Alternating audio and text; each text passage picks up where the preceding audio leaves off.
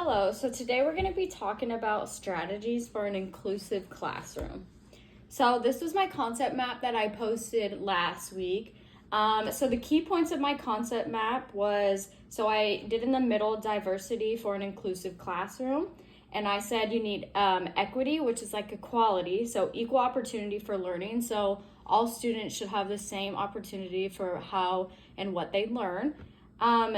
School is for all students, no matter their social class. So I think that's a huge thing when it comes to equity. Like every student, no matter what their background is, all should be treated the same and should be included the same way in the classroom. The next one I have is guidance. So using the right tools. So make sure every student has the right kind of resources and that they have all the things they need to be successful, no matter their background. It says comfortable in the classroom. I want every student to be comfortable in my classroom. So whether they have an issue or a problem, I want them to feel safe enough to where they can come to me and talk to me about whatever they need. And I think that's a huge part of inclusivity in the classroom.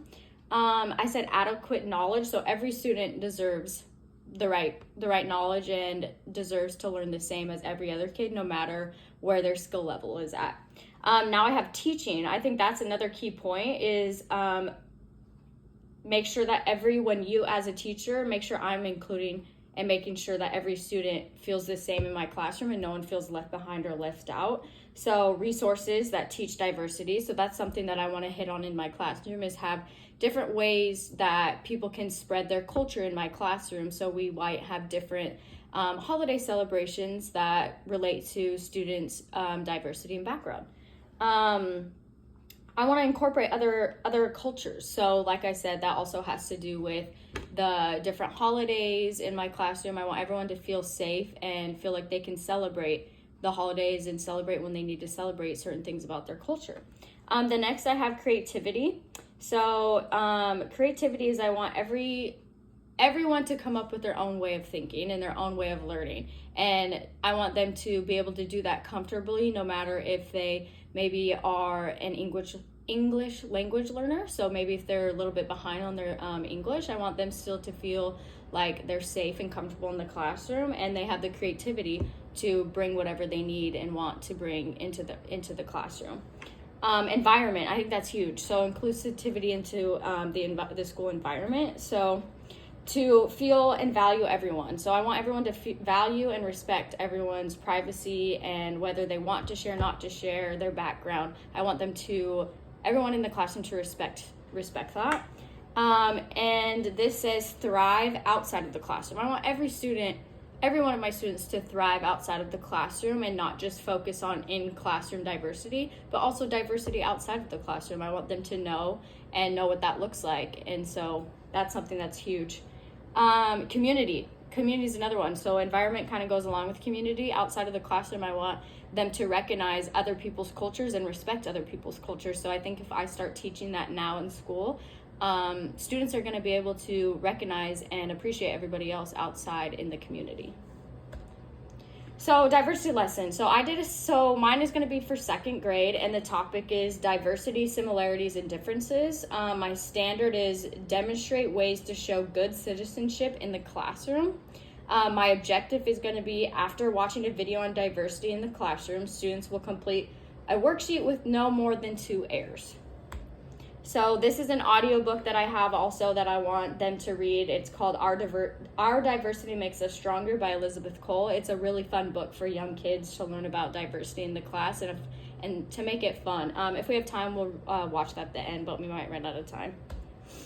So my activity and tasks, so I want them to fill out I'm a good citizen worksheet, and I have that one right here. So I want them to figure out ways that they can be a good citizen when it comes to the classroom. It might be working hard. It could be getting a piece of paper for someone when they need something. It could be helping another student out with a worksheet that they also might be struggling on this. So helping a student out, that's another way to show good citizenship in the classroom and also a good way to include diversity in the classroom. So after they fill that out, they'll play a game, I Spot a Good Citizen, in the class. In this game, students point out who is being a good citizen without being asked to do those things. So, like I said, if I saw that one of my students did something good for another student, for instance, they decided that day that they were going to clean up their area for them if they had stuff on the ground, that is them being a good citizen and them being a good student and classmate. So then I would point them out, and then they would get to go pick something out of our little treasure box. So, and then finally, they would have learned about being a good citizen. They'll make a game and play. They'll make a game plan on how to be a good citizen with this worksheet. So this worksheet right here says, this is me, and they would draw a picture of themselves, and I am a good citizen at school. So this is, for instance, what they would write down here is how they were a good citizen at school today, and I would then grade it afterwards to make sure that everything looked good and that it was correct, and they only had no more than 2 grammatical errors. So this is their assessment. The assessment will be, they must complete the worksheet with no more than 2 errors. So this is another assessment they will do. And it says a good citizen. So you read the examples of a good and bad citizen, write a good or bad in the blanks below. So for instance, on the first one, it says hold the door for someone. They would write good, a good citizen. A bad citizen would be breaking classroom rules. So I want them just to pick up on what that means, and then this is how you can include diversity and inclusivity in the classroom. So those are my resources, and like I said, there's a book that goes along with it, but we ran out of time. So thank you.